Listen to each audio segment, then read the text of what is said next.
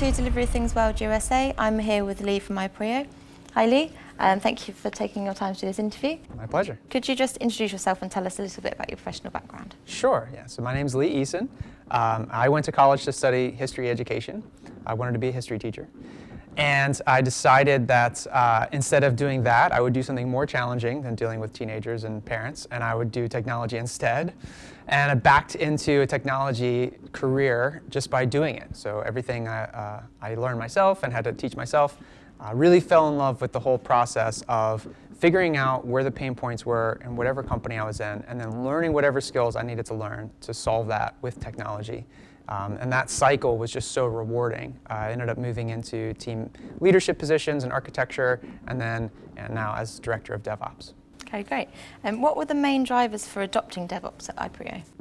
Great question. So when I joined the company, the directive from business leadership was, we're not going fast enough.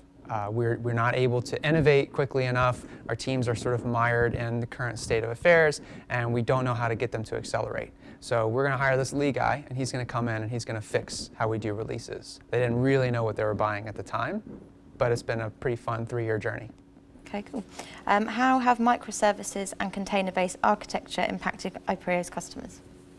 That's a good question. So the great thing about microservices and containerization, which is one way to kind of do that stuff, is the benefit to the business is the independence that those technologies can give teams. What we find is that cross-team dependencies are really baked into the architecture of the applications themselves. And so by refactoring those applications into smaller services, you're able to scale your development efforts more effectively without introducing more and more friction. Right? Like if I had told you, how many people do you need to move this table? And you said, well, I need 4 people. And I'd say, how long does it take to move it from here to there? And you'd say, I don't know, 5 minutes. And I said, all right, what if I gave you 50 people to move this table? You'd say, well, it doesn't help. Like it actually will make me take longer to move this table. So microservices allow us to carve this table up into smaller tables, and now those 50 people can actually move this table faster. Okay, interesting.